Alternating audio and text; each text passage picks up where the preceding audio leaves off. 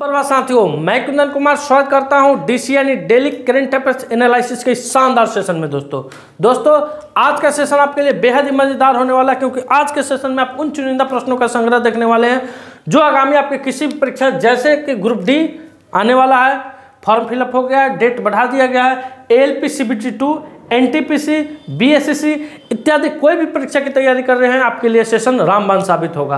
तो चलिए शुरू करते हैं, आगाज करते हैं, श्री गणेश करते हैं आज के शानदार जानदार सेशन का एक शानदार मोटिवेशनल कोटेशन के साथ।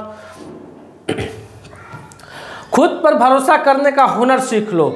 खुद पर भरोसा करने का हुनर सीख लो। सहारे कितने भी सच्चे हो, एक दिन साथ छोड़ ही जाते हो। जाहिर सी बात है दोस्तों, आपको खुद पे भरोसा करना चाहिए, यानी अपने आप के ऊपर भरोसा करना चाहिए। बैसाखी कितनी भी मजबूत क्यों ना हो, वो आपको सहारा ही देती है और अंतिम समय में आपका साथ छोड़ ही देती है। दोस्तों पिछले वीडियो में आपसे प्रश्न पूछा गया था कि डिजिटल पायलट लाइसेंस शुरू करने वाला दूसरा देश कौन बना है। डिजिटल पायलट प्रोजेक्ट शुरू करने वाला दूसरा देश कौन बना है। तो जब एक क्वेश्चन पूछा था आपसे मैंने, तो आपको बताया था कि आपको पहला देश भी बताना है कमेंट सेक्शन में और दूसरा देश भी बताना है। तो पहला देश आपका इटली है दोस्तों, और दूसरा देश आपका भारत है। यानी क्वेश्चन का उत्तर हो जाएगा ऑप्शन नंबर 1 भारत। क्या हो जाएगा दोस्तों? भारत, यानी अपना इंडिया हो जाएगा दोस्तों। आइए अगले प्रश्न पर पढ़ते हैं कि हालिया जारी मूड ऑफ द नेशन सर्वेक्षण के अनुसार किस राज्य के मुख्यमंत्री को भारत का सर्वश्रेष्ठ मुख्यमंत्री चुना गया है दोस्तों? उत्तर प्रदेश, पंजाब, हरियाणा और बिहार। यानी किस राज्य के मुख्यमंत्री को किसके सर्वेक्षण द्वारा? तो हालिया जारी मूड ऑफ नेशन सर्वेक्षण, यानी ये दोस्तों इंडिया टुडे के द्वारा एक सर्वेक्षण किया गया, जिसमें सी वोटरों से, यानी हम जैसे नागरिकों से ये पूछा गया कि वर्तमान समय में भारत के 28 राज्यों में से सबसे बेहतर मुख्यमंत्री कौन है दोस्तों? तो इसमें उत्तर प्रदेश के मुख्यमंत्री श्रीमंत योगी आदित्यनाथ जी। क्या दोस्तों? योगी आदित्यनाथ को पूरे भारत के सर्वश्रेष्ठ मुख्यमंत्री में नंबर 1 स्थान प्राप्त हुआ। इससे पहले दोस्तों उड़ीसा के जब मुख्यमंत्री हुआ करते थे नवीन पटनायक, वे सर्वश्रेष्ठ स्थान पर थे। अब देखते हैं दोस्तों क्या इसमें बिहार के भी CM का नाम है नीतीश कुमार का। तो हाँ, बिहार के भी CM का नाम है दोस्तों। और साथ ही साथ आपको बताएंगे अगले पेज पे टॉप 10 स्टेट के मुख्यमंत्री की रेटिंग क्या है दोस्तों, और उसमें बीजेपी के कितने मुख्यमंत्री हैं और अन्य पार्टी के कितने मुख्यमंत्री हैं, इन सभी पर चर्चा करेंगे। आइए चलते हैं अगले पेज पर। अगला पेज आपके सामने आ गया दोस्तों, योगी आदित्यनाथ। तो सबसे पहले जानते हैं कि योगी आदित्यनाथ उत्तर प्रदेश के मुख्यमंत्री हैं दोस्तों, और इनका रेटिंग पॉइंट था 35.3%। क्या था दोस्तों? 35.3% इनका रेटिंग पॉइंट था। उसके बाद सेकेंड नंबर पर ममता बनर्जी आई है, पश्चिम बंगाल के मुख्यमंत्री है। कहाँ के? पश्चिम बंगाल के मुख्यमंत्री है।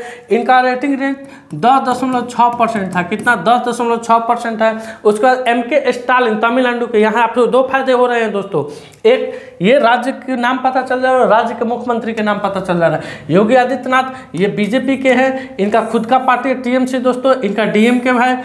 चंद्रबाबू नायडू तेलंगाना के हैं दोस्तों। कहाँ के हैं? तेलंगाना के। और MK स्टालिन 5.2 और इनका है 5.1%। उसके बाद है देवेंद्र फडणवीस, ये महाराष्ट्र के हैं। कहाँ के हैं दोस्तों? महाराष्ट्र के CM अभी हाल फिलहाल में बने हैं। ये बीजेपी से है, और ये बीजेपी प्लस DMK इसके तेलुगु देशम पार्टी इनका है, चंद्रबाबू नायडू का दोस्तों। अच्छा, देवेंद्र फडणवीस को कितना मार्क्स मिला है? 4%। कितना? 4%। उसके बाद सिद्धारमैया है बेंगलोर के। कहाँ के हैं? कर्नाटक के कौन है दोस्तों? सिद्धारमैया है। इनको कितना मिला है दोस्तों? तो 3.5%। कितना? 3.5%। उसके बाद है हेमंता बिश्व शर्मा, असम के मुख्यमंत्री हैं। इनको मिला है 3.4%। उसके बाद हैं बिहार के मुख्यमंत्री, बिहार के आन बान शान नीतीश कुमार उर्फ कुर्सी कुमार उर्फ पलटू चाचा, इनको भी 3.4% मिला है। उसके बाद है मध्य प्रदेश के मुख्यमंत्री मोहन यादव। कौन है? मोहन यादव। इनको भी मिला है 2.2%। तो ये मुख्यमंत्री हैं, उनके राज्य हैं, किस पार्टी से हैं दोस्तों? ये सभी बीजेपी से है। यहाँ बीजेपी अलायंस, बीजेपी। ठीक है दोस्तों, ये सभी उन राज्यों के मुख्यमंत्री हैं जिनका रेटिंग दिया गया है किनके द्वारा, तो इंडिया टुडे के सर्वे कैलकुलेशन के द्वारा। अब आते हैं अगले क्वेश्चन पर। अगला क्वेश्चन आपके स्क्रीन पर है, पंचायती राज और भारतीय लोक प्रशासन संस्था द्वारा हालिया जारी डिवोल्यूशन इंडेक्स रैंकिंग में बिहार को किस श्रेणी में रखा गया है? बिहार को निम्न श्रेणी में, उच्च श्रेणी में कि मीडियम श्रेणी में? तो दोस्तों आइए विश्लेषण करते हैं क्वेश्चन का।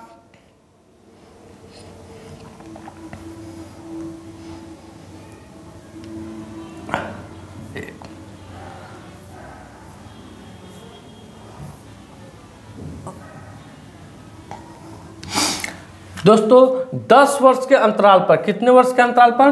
10 वर्ष के अंतराल पर जारी हुई रिपोर्ट में दक्षिण भारत के राज्यों की पंचायतों का दबदबा नजर आया है, जबकि उत्तर भारत के राज्यों में केवल उत्तर प्रदेश का प्रदर्शन पहले के मुकाबले क्या हुआ है? बेहतर हुआ है।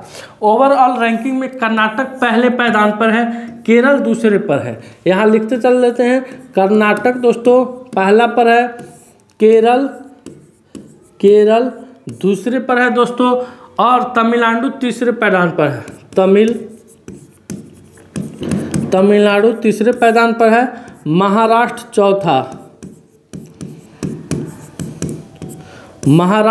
चौथा पायदान पर है, यूपी पांचवें, गुजरात छठे पर है। इस रैंकिंग में बिहार 48.24% अंक के साथ, कितना? 48.24% अंक के साथ 18वें पायदान पर है। कितना पर है? 18वें पायदान पर है।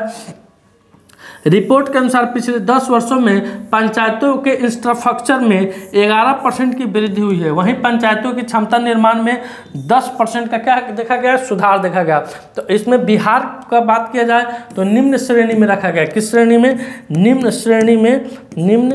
श्रेणी में रखा गया है। निम्न श्रेणी में रखा गया। 18वें नंबर पर है बिहार का स्थान है दोस्तों, कुल 48.24% के साथ। 1 नंबर पर आपका कर्नाटक है, 2 नंबर पर केरल है, 3 नंबर पर तमिलनाडु है, 4 नंबर पर महाराष्ट्र है दोस्तों। अब आते हैं अगले प्रश्न की तरफ। अगला प्रश्न आपके स्क्रीन पे है कि हाल ही में किसे प्रधानमंत्री मोदी का प्रिंसिपल सेक्रेटरी बनाया गया है, यानी चीफ एडवाइजर सलाह नियुक्त किया गया है? शक्तिकांत दास, पीके मिश्रा, राजीव कुमार तो सिद्धार्थ मल्होत्रा। तो जो बच्चे पहले से मालूम है कि प्रिंसिपल सेक्रेटरी कौन है तो यहाँ तुरंत मारेंगे पीके मिश्रा, तो उनका बिल्कुल सही होगा दोस्तों। पीके मिश्रा वर्तमान में है नंबर 1 के पोजीशन पर, पीके मिश्रा भी बने हुए हैं, लेकिन अभी निजी सचिव के तौर पर 2 आदमी को नियुक्त किया गया है। तो एक तो पीके मिश्रा पहले से थे ही, अब आरबीआई के पूर्व गवर्नर कौन दोस्तों? आरबीआई के पूर्व गवर्नर शक्तिकांत दास, ये नंबर 2 की पोजीशन पे आए हैं प्रधानमंत्री मोदी के प्रिंसिपल सेक्रेटरी के रूप में दोस्तों। आइए जरा जानते हैं, भारतीय रिजर्व बैंक के पूर्व गवर्नर शक्तिकांत दास को प्रधानमंत्री नरेंद्र मोदी का प्रधान सचिव 2 नियुक्त किया गया है। 6 वर्ष तक आरबीआई के गवर्नर रहे शक्तिकांत दास ने पिछले साल दिसंबर में पद छोड़ा था। संजय मल्होत्रा ने शीर्ष बैंक के 26वें गवर्नर के रूप में कार्यभार संभाले हैं। उन्होंने राजस्व और आर्थिक मामलों के विभाग के सचिव के रूप में भी कार्य किया है। अब ये प्रधानमंत्री मोदी के 2nd नंबर के प्रिंसिपल सेक्रेटरी नियुक्त हुए हैं दोस्तों। अब आते हैं अगले प्रश्न की तरफ। अगला प्रश्न है कि हाल ही में केंद्र सरकार ने किस वर्ग से पाठ्यक्रम में प्रारंभिक जीवन रक्षक प्रशिक्षण शामिल करने का निर्णय लिया है? तो दोस्तों अभी केंद्र सरकार के द्वारा एक निर्णय लिया गया है। इस निर्णय में वर्ग 9 के बच्चे को, कितने? क्लास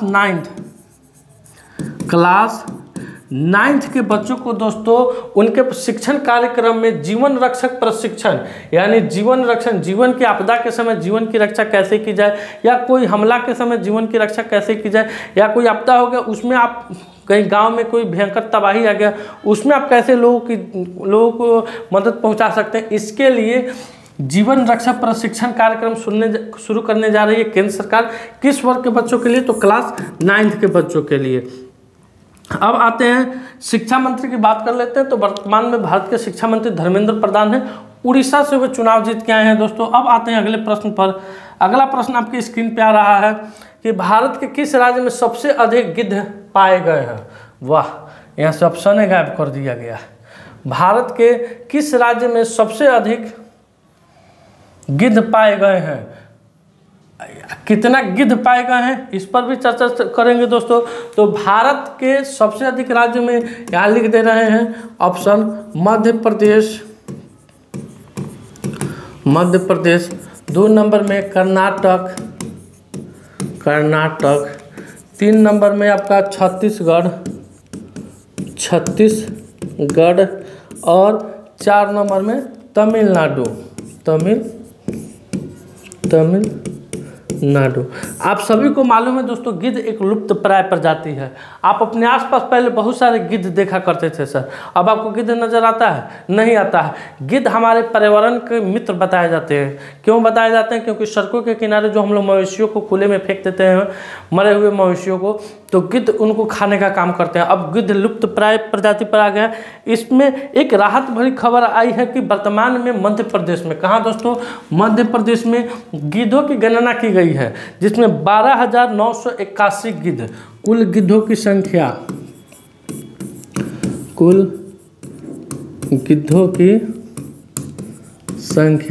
12,981। कितना दोस्तों? 12,981 कुल गिद्धों की संख्या है। कहाँ पाया गया है? तो मध्य प्रदेश में पाया गया है। मध्य प्रदेश की राजधानी भोपाल है। मुख्यमंत्री वहाँ के मोहन भागवत हैं। आइए अगले पेज पर चलते हैं। अगला पेज पर मध्य प्रदेश के बारे में विस्तार से कुछ वन लाइनर दिया गया है। यहाँ दोस्तों बड़ा ही रोचक है। आपको जनवरी में बताए थे, शायद याद होगा कि नहीं होगा, कि मध्य प्रदेश के इंदौर शहर में भीख देने पर कानूनी अपराध होगा। भीख देना क्या होगा दोस्तों? अपराध की श्रेणी में आएगा। मध्य प्रदेश सरकार ने पार्थ योजना लॉन्च की है दोस्तों। 31वीं राष्ट्रीय बाल विज्ञान कांग्रेस भोपाल में हुई थी। अमेरिकी अखबार वॉल स्ट्रीट जर्नल ने भारत के मध्य प्रदेश को वर्ष 2025 के लिए चर्चित वैश्विक गंतव्यों में मान्यता दी है। 10वां अंतर्राष्ट्रीय वन महोत्सव भोपाल में शुरू हुआ है। 1 जनवरी से भारत के इंदौर शहर में भिखारियों को भीख देना अपराध होगा। मध्य प्रदेश में 66वें अखिल भारतीय कालिदास समारोह का उद्घाटन किया गया है। पंकज त्रिपाठी को मध्य प्रदेश पर्यटन का चेहरा घोषित किया गया है दोस्तों। तो ये मध्य प्रदेश राज्य से वन लाइनर है दोस्तों, जो आपके परीक्षा के दृष्टिकोण से बेहद महत्वपूर्ण है। अब आते हैं अगले प्रश्न की तरफ। अगला प्रश्न कि हाल ही में किसने 14वां एशियाई चैंपियनशिप खिताब जीता है? तो दोस्तों पंकज अडवाणी। कौन दोस्तों? पंकज अडवाणी सिंगापुर में आयोजित विश्व बिलियर्ड्स चैंपियनशिप में फाइनल में दोस्तों पीटर गिलक्रिस्ट को हराकर, किसे? पीटर गिलक्रिस्ट को हराकर 14वीं बिलियर्ड्स चैंपियनशिप का खिताब इसने अपने नाम किया है दोस्तों। आइए अब आते हैं अगले प्रश्न की तरफ। अगला प्रश्न आपकी स्क्रीन पे है कि किसके द्वारा लिखित पुस्तक life of Mars collected stories का विमोचन हुआ है? राजीव कुमार, राहुल कुमार, नमनीता गोखले के पीके मिश्रा। तो इस क्वेश्चन का उत्तर हो जाएगा नमनीता गोखले। कौन दोस्तों? नमनीता गोखले के द्वारा life of Mars collected stories का विमोचन किया गया है दोस्तों। अब आइए अगले पेज पर आपको पुस्तक से संबंधित कुछ वन लाइनर बताते हैं दोस्तों। अरुण शौरी ने the new icon Savarkar and the fact नामक पुस्तक लिखी है। कुलभूषण के द्वारा लिखी गई पुस्तक hearts and heroes life that saved us का विमोचन हुआ है। प्रधानमंत्री मोदी ने अमिताभ कांत की पुस्तक हाउ इंडिया स्केल्ड MTG20 का विमोचन किया। संघमित्रा चक्रवर्ती के द्वारा लिखित पुस्तक Sanghamitra character and his world का विमोचन हुआ है। पंकज मिश्रा ने अपनी नई पुस्तक द वर्ल्ड आफ्टर गाजा का विमोचन किया है। जम्मू कश्मीर और लद्दाख युगों के मध्य से पुस्तक का विमोचन अमित शाह ने किया। गैरी ग्रोवर के द्वारा लिखित पुस्तक द अनयील्डिंग जज life and legacy justice and Grover का विमोचन हुआ है दोस्तों। अब आते हैं अगले पेज पर। अगला पेज है कि किस राज्य में पहला ग्रीन बजट प्रस्तुत किया गया है? तो दोस्तों राजस्थान के उप मुख्यमंत्री के द्वारा, किनके द्वारा? राजस्थान के उप मुख्यमंत्री कौन है? दिया कुमारी है, और साथ में वित्त मंत्री भी है। दिया कुमारी के द्वारा राजस्थान में अभी ग्रीन बजट पेश किया गया है। अब राजस्थान है तो राजस्थान के बारे में, राजस्थान के मुख्यमंत्री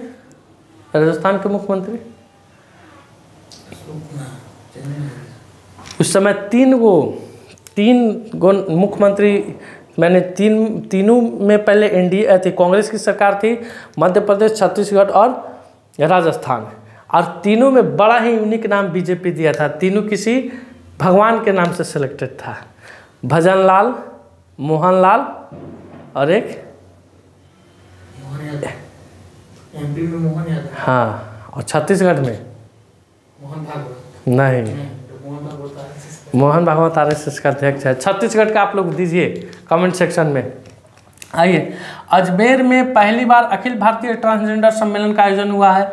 राजस्थान सरकार ने अजमेर में 132 साल पुरानी फाय सागर झील का नाम बदलकर वरुण सागर कर दिया है, इसको कट करके डालिए। ओम बिरला ने राजस्थान के कोटा में सुपोषित मां अभियान के तीसरे चरण का शुभारंभ किया है। सीएम भजन लाल शर्मा ने 10 दिसंबर को प्रवासी राजस्थानी दिवस मनाने की घोषणा की। वित्त मंत्री निर्मला सीतारमण ने उदयपुर में जीएसटी भवन का उद्घाटन किया और रक्षा मंत्री राजनाथ सिंह जयपुर में सैनिक स्कूल का उद्घाटन किए। आइए अगले प्रश्न पर। अगला प्रश्न है आज का सवाल, और आज के सवाल में आपको देखने को मिलेगा लेसेंट के अध्ययन के अनुसार भारत में आत्महत्या मृत्यु दर में कितने % की गिरावट आई है। तो इसमें आपको भारत के साथ साथ विश्व का भी बताना है। भारत के साथ साथ विश्व का भी बताना है कि भारत में कितने % की गिरावट आई है और विश्व में कितने % की गिरावट आई है। दोस्तों आज का सेशन मेरा यही समाप्त हुआ, थोड़ा कंटेंट कम था दोस्तों। मिलते हैं आपसे अगले वीडियो में, तब तक के लिए धन्यवाद। अपना ख्याल रखिएगा। भारत माता की जय।